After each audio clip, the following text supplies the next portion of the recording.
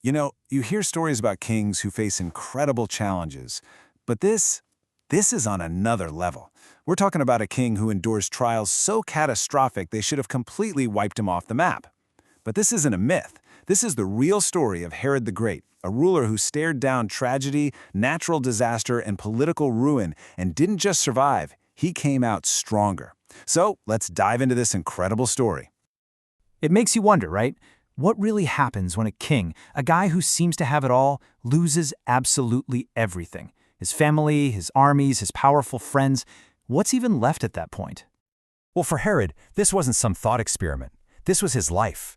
He lost it all. And then, just when he clawed his way back from the brink, fate decided to throw an even bigger curveball at him, and he lost it all over again. It is a truly unbelievable story of surviving the absolute worst. So here's the roadmap for today. We're going to follow Herod's journey through these insane trials. We'll kick things off with a brutal, personal war fueled by his brother's murder. Then we'll see him crowned king of a city in ruins. We're going to watch him face what looked like an act of God, and then the collapse of the Roman world as he knew it.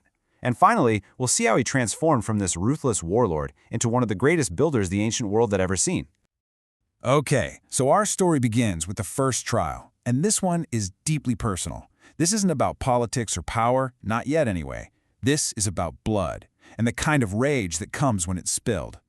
So picture this. Herod is away on a military campaign with his big Roman patron, Mark Antony. He leaves his brother, Joseph, in command back home. And it turns out to be a fatal mistake. Joseph gets ambushed, and he's killed in battle. But it gets worse. In a final brutal insult, the enemy general, a man named Pappus, cuts off his head. When Herod gets the news, he is just consumed by fury. He races back to Judea and throws himself right into the fight. He even takes a dart to the side, but according to the historian Josephus, it does absolutely nothing to slow him down. His grief had literally become a weapon. And this moment, wow, it tells you everything you need to know about the kind of man Herod was. He hunts down Pappus, the general who killed Joseph, and in this grim, poetic moment of justice, he cuts off his head. Then he sends it to his other brother Pharoras. And get this, not as a trophy, but as payment, a debt of blood paid in full. With that vengeance complete, Herod's war for Judea reaches its climax. He lays siege to Jerusalem itself. But, as he's about to find out, winning the crown is going to come at a terrifying cost. The city is taken by storm. Herod's forces, alongside his Roman allies, led by General Sosius, just pour into the narrow streets. And what follows is a complete and utter slaughter. The soldiers, both foreign and local, just run rampant, killing everyone in their path. Men, women, children, it didn't matter.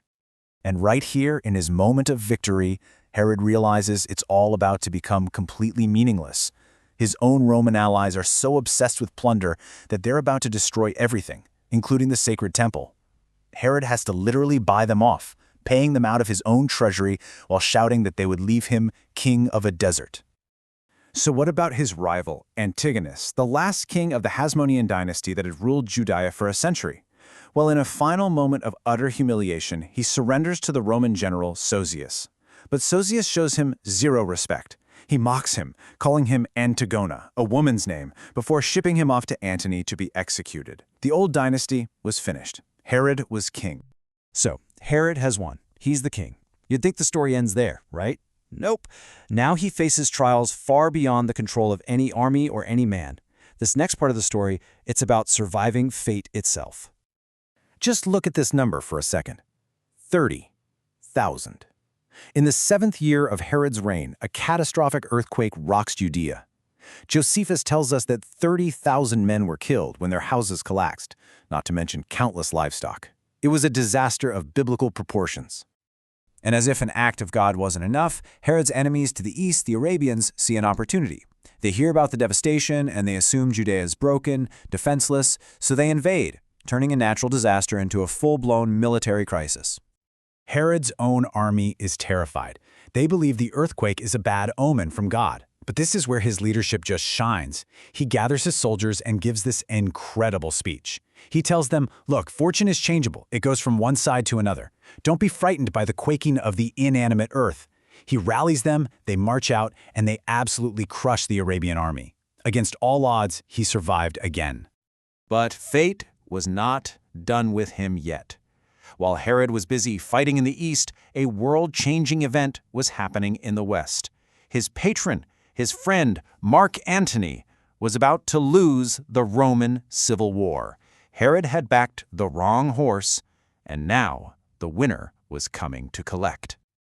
So in 31 BC, Antony is crushed at the Battle of Actium by his rival Octavian, who would soon become Emperor Augustus Caesar. For Herod, this is a complete and total disaster. His entire reign was built on his friendship with Antony. Now he has to go face the man who defeated his best friend, a man who has every reason in the world to have him executed. So Herod sails to the island of Rhodes to meet Caesar. And what he does next is one of the greatest political gambles in all of history. He walks in, takes off his crown, and basically puts it at Caesar's feet. He doesn't apologize, he doesn't make excuses, he just admits everything. He says, yes, I was Antony's greatest friend, and I gave him everything I could. Then he brilliantly flips the script. He argues that this very loyalty proves his character, that a man so steadfast to a friend is the most valuable ally you could ever have. And then he offers that same unbreakable loyalty to Caesar. And you know what? It worked. It actually worked. Caesar is completely won over by what he calls Herod's greatness of soul. He doesn't just let Herod live. He puts the crown right back on his head, confirms his kingdom, and later on even adds more territory to it. Herod didn't just survive the end of his world, he actually profited from it. And that brings us to our final act. So, what do you do once you've defeated all your rivals, survived nature's fury, and won over the most powerful man in the world? Well, if you're Herod, all that immense energy needs a new outlet. He stops conquering men and starts conquering the landscape itself. And this, right here, this captures the entire transformation perfectly. On the left, you have the brutal reality of his rise to power, the slaughter in the streets of Jerusalem. And on the right, you see the result of that power, the gleaming, man-made port of Caesarea, a monument to what an absolute ruler with limitless ambition can actually achieve. I mean, Caesarea was an absolute marvel of engineering. There was no natural harbor on that part of the coast, so Herod just built one. His engineers created this massive breakwater out in the open ocean by sinking enormous stones, some of them 50 feet long, into 120 feet of water. And on top of that, he built a magnificent city, complete with palaces, a temple to Rome and Augustus, and even a colossal statue. But maybe nothing symbolizes his legacy more than the fortress of Herodion. He took an entire mountain, artificially raised its height even more, and built a palace fortress on top. And Josephus gives us this unforgettable image, that he shaped the hill so that it looked like a woman's breast. It's a symbol of total, absolute dominance over nature itself. So we're left with this question. Herod the Great was a brutal warlord, an uncanny survivor, and a builder on an almost unimaginable scale. But when you look at his story, from demanding blood for his brother, to rallying his men after an earthquake, to literally building a harbor out of the open sea, you have to wonder, was his ultimate victory really over the men he fought? Or was it over the very limits of nature and fate itself?